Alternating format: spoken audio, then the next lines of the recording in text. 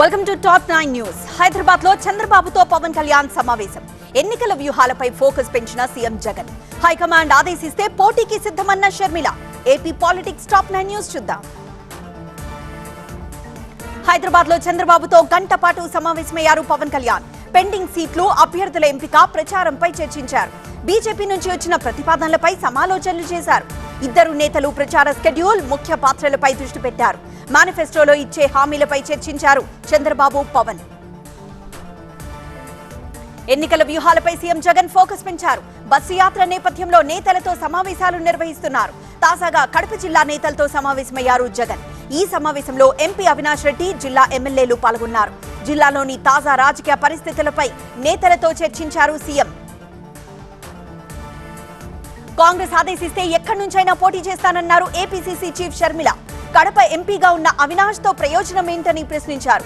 కడపకు steel plant తీసుకురాలేకపోయారని విమర్శించారు Sharmila. AP సీఈఓకు Atchannaidu లేఖ రాశారు. ప్రతిపాడు టీడీపీ అభ్యర్థి రామాంజనేయులపై వైసీపీ నేతలు దాడి చేశారని సీఈఓకు ఫిర్యాదు చేశారు. దాడులకు పాల్పడిన వారిపై కఠిన చర్యలు తీసుకోవాలని విజ్ఞప్తి చేశారు అచ్చెన్నాయుడు. మరోవైపు టీడీపీకి కౌంటర్ గా వైసీపీ నేతలు బాలసాని కిరణ్, నారాయణమూర్తి ఏపీ సీఈఓను కలిశారు. ప్రతిపాడులో టీడీపీ అభ్యర్థి దాడి చేశారని ఫిర్యాదు చేశారు. అలాగే రాయచోటిలో నారా భువనేశ్వరి డబ్బులు పంచారని కూడా ఫిర్యాదులో పేర్కొన్నారు. తెనాలి జనసేన పార్టీ కార్యాలయానికి వచ్చారు టీడీపీ నేత చింతమనేని ప్రభాకర్. పోలవరం టికెట్ పై జనసేనతో చర్చలు జరిపారు. టీడీపీ నుంచి టికెట్ ఆశిస్తున్నారు బొరగం శ్రీనివాస్. టికెట్ తనకేనన్న ధీమాతో ఉన్నారు జనసేన నేత బాలరాజు. అయితే టికెట్ ఎవరికిచ్చినా కలిసి పనిచేస్తామంటున్నారు చింతమనేని. త్వరగా టికెట్ పై స్పష్టత ఇవ్వాలని కోరారు. ఉత్తరాంధ్ర ఇన్ఛార్జ్లతో కీలక సమావేశం నిర్వహించారు వైవి సుబ్బారెడ్డి. ఎన్నికల్లో అనుసరించాల్సిన వ్యూహాలపై చర్చించారు. పోలింగ్ కు 50 రోజులకు పైగా టైం ఉండడంతో మరోసారి గడప గడపకు వైసీపీ కార్యక్రమం చేపట్టనున్నట్లు తెలిపారు. 5 ఏళ్ల జగన్ పాలనను, బాబు మోసాలను ప్రజలకు వివరిస్తామంటున్నారు YV Subbareddy.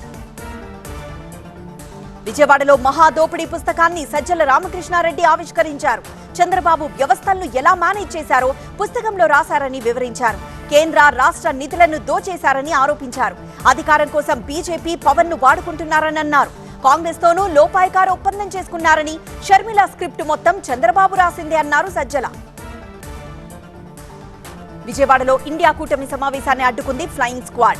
Sharmila, CPI Ramakrishna, CPM Srinivasarao, JD Lakshminarayana, Vadde Sobhanadreeswararao సహా పలువురు నేతలు సమావేశమయ్యేందుకు ఏర్పాట్లు చేశారు. అయితే సమావేశానికి అనుమతి లేదంటూ అడ్డుకున్నారు ఎలక్షన్ ఫ్లయింగ్ స్క్వాడ్. తెలంగాణలో 17 సీట్లు గెలుస్తామంటున్న కేంద్ర మంత్రి కిషన్ రెడ్డి. మల్కజ్గిరి పార్లమెంట్ అభ్యర్థి ఎంపికపై చర్చించిన సీఎం రేవంత్. త్వరలో ధరణిపై శ్వేతపత్రం విడుదల చేస్తామన్న మంత్రి Ponguleti. Telangana politics top 9 news ఇప్పుడు చూద్దాం. కేంద్రంలో కాంగ్రెస్ అధికారంలోకి వచ్చే అవకాశం లేదన్నారు బీజేపీ నాయకురాలు డీకే అరుణ. 6 గ్యారంటీలు అని అప్పుడు మోసం చేశారని, రాహుల్ ప్రధాని అని మళ్లీ మోసం చేస్తున్నారని విమర్శించారు. 100 రోజుల్లో 6 గ్యారంటీలు అమలు చేస్తామని చెప్పి ఇప్పుడు కోడ్ పేరుతో నాటకాలు ఆడుతున్నారని డీకే అరుణ అన్నారు. బీఆర్ఎస్ ఖాళీ అవడం ఖాయమంటున్నారు మంత్రి జూపల్లి కృష్ణారావు. త్వరలో బీఆర్ఎస్ మూతపడుతోందని జోసెన్ చెప్పారు. ధనిక రాష్ట్రాన్ని బీఆర్ఎస్ అప్పుల రాష్ట్రంగా మార్చిందన్నారు. రాష్ట్ర ఆర్థిక పరిస్థితి బాగోలేకపోయినా ఇచ్చిన హామీలు నెరవేరుస్తున్నామని మంత్రి జూపల్లి స్పష్టం చేశారు. ధరణిపై త్వరలో శ్వేతపత్రం విడుదల చేస్తామన్నారు మంత్రి పొంగులేటి శ్రీనివాసరెడ్డి. ధరణిలో అక్రమాలను వివరాలతో బయటపెడతామన్నారు. ధరణిని ప్రక్షాళన చేస్తామని చెప్పారు. 5 ఎకరాల వరకు రైతు బంధు రేపు పూర్తి చేస్తామన్నారు. తాగునీటి సమస్య పరిష్కరిస్తామన్నారు. మేడిగడ్డ అవినీతిలో బాధ్యులను వదలమని తేల్చి చెప్పారు పొంగులేటి. లోక్సభ ఎన్నికల్లో గెలుపుపై ధీమా వ్యక్తం చేశారు కేంద్ర మంత్రి కిషన్ రెడ్డి. వచ్చే ఎన్నికలు దేశం కోసం జరిగే ఎన్నికలన్నారు. తెలంగాణలో 17 ఎంపీ సీట్లు గెలుస్తామని చెప్పారు. ఎన్డీఏ కూటమికి 400 సీట్లు దాటడమే లక్ష్యమన్నారు. మోదీ నాయకత్వాన్ని ప్రజలు కోరుకుంటున్నారని తెలిపారు కిషన్ రెడ్డి. మల్కజ్గిరి పార్లమెంట్ పరిధిలోని 7 అసెంబ్లీ నియోజకవర్గాల కాంగ్రెస్ నేతలతో భేటీ అయ్యారు సీఎం రేవంత్ రెడ్డి. మల్కజ్గిరి ఎంపీ అభ్యర్థి ఎంపిక, గెలుపుపై చర్చించారు సీఎం. సిట్టింగ్ స్థానాన్ని నిలుపుకునేందుకు కాంగ్రెస్ భారీ కసరత్తు చేస్తూ ఉండగా టికెట్ కోసం పట్నం సునీతారెడ్డి, చంద్రశేఖర్ రెడ్డి మధ్య పోటీ నెలకొంది. తెలంగాణ కాంగ్రెస్ లోకి వలసలు కొనసాగుతున్నాయి. ఇవాళ మరో కీలక నేత కాంగ్రెస్ కండువా కప్పుకున్నారు. ముఖ్యమంత్రి రేవంత్ రెడ్డి సమక్షంలో కాంగ్రెస్ లో చేరారు ముధోల్ మాజీ ఎమ్మెల్యే విఠల్ రెడ్డి. మంత్రి సీతక్క కాంగ్రెస్ కండువా కప్పి విఠల్ రెడ్డిని పార్టీలోకి ఆహ్వానించారు. 17 ఎంపీ స్థానాల్లో బీజేపీదే గెలుపన్నారు బీజేపీ నేత రఘునందన్ రావు. కాంగ్రెస్ బీఆర్ఎస్ మధ్య చీకటి ఒప్పందం ఉందని చెప్పారు. కాంగ్రెస్ బీఆర్ఎస్ ను ప్రజలు నమ్మే పరిస్థితి లేదన్నారు. మోదీ మూడోసారి ప్రధాని కావడం ఖాయమన్నారు రఘునందన్ రావు. ఎంపీగా కరీంనగర్ కు బండి సంజయ్ చేసిందేమీ లేదన్నారు బీఆర్ఎస్ అభ్యర్థి వినోద్ కుమార్. కేంద్రంలో బీజేపీ అధికారంలో ఉన్న కరీంనగర్ కు నిధులు తేవడంలో విఫలమయ్యారని విమర్శించారు. తాను ఎంపీగా ఉన్నప్పుడే స్మార్ట్ సిటీ రావడానికి కృషి చేశానని, ఈసారి మరో అవకాశం ఇవ్వాలని కోరారు. ఎమ్మెల్సీ మహేష్ గౌడ్ పై ఫిర్యాదు చేస్తే పోలీసులు తనపై కేసు నమోదు చేశారన్నారు బీఆర్ఎస్ నేత క్రిషాంక్. చిత్రపురి కాలనీలో 3,000 కోట్ల స్కామ్ జరిగిందని, దీనిపై రేవంత్ ప్రభుత్వం ఎందుకు విచారణ చేయడం లేదని ప్రశ్నించారు. చిత్రపురి సొసైటీ కోశాధికారి మహానందరెడ్డితో రేవంత్ దిగిన ఫోటోలున్నాయన్నారు. తన మీద కేసుపై న్యాయ పోరాటం చేస్తానన్నారు క్రిషాంక్. బ్యాంక్ అకౌంట్స్ ఫ్రీజ్ చేయడంపై భగ్గుమన్న కాంగ్రెస్. అసుర శక్తితో పోరాటం చేస్తున్నామన్న రాహుల్. కాంగ్రెస్ దివాలా తీసిందన్న బీజేపీ. దక్షిణ చెన్నై నుంచి ఎంపీగా పోటీ చేయనున్న తమిళిసై. ఎలక్షన్ టాప్ 9 న్యూస్ చూద్దాం. దేశంలో ప్రజాస్వామ్యం మనుగడ సాగించాలంటే అందరికీ సమాన అవకాశాలు ఉండాలని కాంగ్రెస్ అధ్యక్షుడు మల్లికార్జున ఖర్గే అన్నారు. కాంగ్రెస్ పార్టీ బ్యాంక్ ఖాతాలను ఆదాయ పన్ను శాఖ స్తంభింపజేయడంపై కాంగ్రెస్ అగ్రనేతలు మాట్లాడారు. ఎన్నికలు స్వేచ్ఛగా సజావుగా జరగాలంటే తమ పార్టీకి ఎటువంటి ఇబ్బందులు లేకుండా బ్యాంక్ ఖాతాలు ఉపయోగించుకునేందుకు అవకాశం కల్పించాలని రాజ్యాంగ సంస్థలకు మల్లికార్జున ఖర్గే విజ్ఞప్తి చేశారు. రాజకీయ పార్టీలు ఆదాయ పన్ను పరిధిలోకి రావని, బీజేపీ ఏనాడు పన్ను చెల్లించలేదని ఖర్గే తెలిపారు. తమకే ఎందుకీ నోటీస్ అని ప్రశ్నించారు. కాంగ్రెస్ పార్టీ విషయంలో ఐటీ శాఖ తీసుకున్న నిర్ణయం కేవలం కాంగ్రెస్ పార్టీకి ఇబ్బంది కలిగించదని, అది భారతదేశ ప్రజాస్వామ్యంపై కూడా ప్రభావం చూపుతుందని కాంగ్రెస్ నేత సోనియా గాంధీ అన్నారు. ఆర్థికంగా కాంగ్రెస్ పార్టీని దెబ్బతీయాలని ప్రధాని మోదీ చూస్తున్నారని ఆరోపించారు. ఎలక్టోరల్ బాండ్స్ ద్వారా బీజేపీ భారీగా లబ్ధి పొందిందని సోనియా గాంధీ అన్నారు. ద్వేషం నిండిన అసుర శక్తితో తాము పోరాటం చేస్తున్నామని కాంగ్రెస్ నేత రాహుల్ గాంధీ అన్నారు. కాంగ్రెస్ పార్టీకి చెందిన అన్ని బ్యాంకు ఖాతాలను స్తంభింపజేశారని తీవ్ర స్థాయిలో రాహుల్ ఆగ్రహం వ్యక్తం చేశారు. తాము ఎన్నికల్లో ప్రచారం చేసే పరిస్థితిలో లేమని ఆవేదన వ్యక్తం చేశారు. బ్యాంకు ఖాతాలు స్తంభింపచేయడంపై ఎన్నికల కమిషన్ మాట్లాడకపోవడాన్ని రాహుల్ తప్పుపట్టారు. ప్రధాని మోదీ, హోంమంత్రి అమిత్ షా ఆదేశాలతో ఇదంతా జరుగుతోందని ఆరోపించారు. ఓటమి తప్పదని తెలిసి నిర్వేదంలో కాంగ్రెస్ కూరుకుపోయిందని బీజేపీ నేత రవిశంకర్ ప్రసాద్ విమర్శించారు. కాంగ్రెస్ ఖాతాలను స్తంభింపజేయడం అంటే భారతదేశ అకౌంట్ ను స్తంభింపజేయడమన్న రాహుల్ వ్యాఖ్యలను తప్పుపట్టారు. కాంగ్రెస్ పార్టీ తప్పుడు ఆరోపణలు చేస్తోందన్నారు. ఆదాయ పన్ను శాఖ నోటీసులపై బీజేపీని కాంగ్రెస్ ఎందుకు నిందిస్తోందని ప్రశ్నించారు. కాంగ్రెస్ పార్టీ ఆర్థికంగా కాదు, నైతికంగా, మేధోపరంగా దివాలా తీసిందని బీజేపీ విమర్శించింది. తెలంగాణ మాజీ గవర్నర్ తమిళిసై ఈ ఎన్నికల్లో తమిళనాడులోని దక్షిణ చెన్నై నియోజకవర్గం నుంచి పోటీ చేయబోతున్నారు. బీజేపీ విడుదల చేసిన 3వ జాబితాలో ఆమె పేరుంది. నిన్నే ఆమె తిరిగి బీజేపీలో చేరారు. తమిళనాడు లోక్సభ ఎన్నికలు తొలి దశకు వచ్చే నెలలోనే జరగనున్నాయి. ఇప్పటికే అక్కడ నామినేషన్ల ప్రక్రియ మొదలైంది. తమిళనాడు నుంచి పోటీ చేసే 9 మంది అభ్యర్థుల పేర్లు ఈ జాబితాలో ఉన్నాయి. తమిళనాడు బీజేపీ అధ్యక్షుడు అన్నామలై కోయంబత్తూరు నుంచి పోటీ చేయనున్నారు.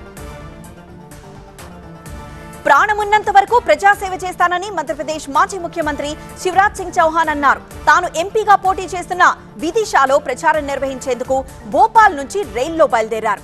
ఆయనకు అభినందనలు తెలిపేందుకు భోపాల్ రైల్వే స్టేషన్ కు పెద్ద సంఖ్యలో అభిమానులు తరలివచ్చారు. వచ్చే జన్మంటూ ఉంటే మళ్లీ ప్రజల మధ్య జీవించే అవకాశం ఇవ్వాలని ఆ దేవుణ్ణి కోరుతానన్నారు శివరాజ్ సింగ్ చౌహాన్. రాజకీయాల నుంచి తప్పుకుంటున్నట్లు కర్ణాటక మాజీ ముఖ్యమంత్రి సదానంద గౌడ ప్రకటించారు. బెంగళూరు ఉత్తర లోక్సభ స్థానం నుంచి 2 సార్లు ఆయన గెలిచారు.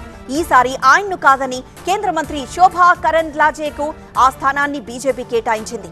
పార్టీ తనకు టికెట్ ఇవ్వకపోవడం చాలా నిరాశ కలిగించిందని సదానంద గౌడ అన్నారు. రాజకీయాల నుంచి తప్పుకుంటున్నా బీజేపీలోనే ఉంటానని ఆయన స్పష్టం చేశారు. బెంగాల్లోని మాల్డా నుంచి బీజేపీ అభ్యర్థిగా పోటీ చేస్తున్న శ్రీరూపా మిత్ర చౌదరి భారత్ బంగ్లాదేశ్ సరిహద్దులో ప్రచారం చేశారు. సరిహద్దుల్లోని కంచెల సమీపంలో ఉన్న గోపాల్పూర్లో ఆమె ఇంటింటికి తిరిగారు. వర్షం కురుస్తూ ఉండగా ఆమె గొడుగు పట్టుకుని అక్కడ శిథిలావస్థలో ఉన్న ఇళ్లలోకి వెళ్లారు. గుజరాత్ తన జన్మభూమి అని, బెంగాల్ తన కర్మభూమి అని బెంగాల్లోని బెర్హంపూర్ నుంచి తృణమూల్ కాంగ్రెస్ అభ్యర్థిగా పోటీ చేస్తున్న ప్రముఖ క్రికెటర్ యూసఫ్ పఠాన్ అన్నారు. బెర్హంపూర్ వచ్చిన పఠాన్ కు టీఎంసీ కార్యకర్తలు ఘన స్వాగతం పలికారు. ఈడీ ఉచ్చులో ఢిల్లీ సీఎం కేజ్రీవాల్. తమిళనాడు గవర్నర్ తీరుపై సుప్రీంకోర్టు ఆగ్రహం. రాహుల్ గాంధీపై ఆనంద్ శర్మ అసంతృప్తి. ఎలక్టోరల్ బాండ్స్ పై ఈసీకి పూర్తి సమాచారం. నేషనల్ టాప్ 9 న్యూస్ చూద్దాం. అరెస్ట్ నుంచి రక్షణ కల్పించలేమని ఢిల్లీ హైకోర్టు స్పష్టం చేయడంతో సర్చ్ వారెంట్తో ఈడీ అధికారులు ఢిల్లీ సీఎం అరవింద్ కేజ్రీవాల్ ఇంటికి చేరుకున్నారు. ఏ క్షణమైనా ఆయన్ను అరెస్ట్ చేస్తారనే ప్రచారం ఢిల్లీలో జోరుగా సాగుతోంది. కేజ్రీవాల్ ఇంటి నలువైపులా కేంద్ర బలగాలు మోహరించాయి. తమను సీఎం నివాసంలోకి వెళ్లనీయడం లేదని ఆప్ మంత్రులు తెలిపారు. కులగణనపై కాంగ్రెస్ నేత రాహుల్ గాంధీ చేస్తున్న డిమాండ్పై ఆ పార్టీకి చెందిన సీనియర్ నేత ఆనంద్ శర్మ తీవ్ర అభ్యంతరం వ్యక్తం చేశారు. సిడబ్ల్యూసీ సభ్యుడైన ఆనంద్ శర్మ కులగణనపై అసంతృప్తి వ్యక్తం చేస్తూ పార్టీ అధ్యక్షుడు మల్లికార్జున ఖర్గేకు లేఖ రాశారు. ప్రస్తుతం ఉన్న అసమానతలకు, నిరుద్యోగ సమస్యలకు కులగణన అనేది సంజీవిని కాదు, పరిష్కారమూ కాదని లేఖలో ఆనంద్ శర్మ పేర్కొన్నారు. ఈ నెల 19నే ఆయన ఈ లేఖ రాశారు. ఎలక్టోరల్ బాండ్స్ కు సంబంధించిన పూర్తి వివరాలను ఎన్నికల సంఘానికి అందజేసినట్లు ఎస్పీఐ తెలిపింది. ఈ మేరకు ఎస్పీఐ చైర్మన్ దినేష్ ఖారా సుప్రీంకోర్టులో అఫిడవిట్ దాఖలు చేశారు. ఈ సమాచారంలో ఆల్ఫా న్యూమరిక్ వివరాలు కూడా ఉన్నాయని న్యాయస్థానానికి ఎస్పీఐ తెలిపింది. అయితే భద్రతా కారణాల రీత్యా కొనుగోలు చేసిన వారి బ్యాంక్ ఖాతా వివరాలు, రాజకీయ పార్టీల బ్యాంక్ ఖాతా వివరాలు వెల్లడించడం లేదని ఎస్పీఐ తెలిపింది. దక్షిణ చెన్నై ప్రజల అవసరాలు తనకు తెలుసని అక్కడి నుంచి బీజేపీ అభ్యర్థిగా పోటీ చేయబోతున్న తెలంగాణ మాజీ గవర్నర్ తమిళిసై అన్నారు. దక్షిణ చెన్నై ఓటర్లు తనకు చిరపరిచితులని తెలిపారు. నియోజకవర్గం కోసం తాను ప్రత్యేక మేనిఫెస్టో రూపొందిస్తున్నానని తమిళిసై వెల్లడించారు. తనకు టికెట్ ఇచ్చినందుకు ఆమె బీజేపీ నాయకత్వానికి ధన్యవాదాలు తెలిపారు.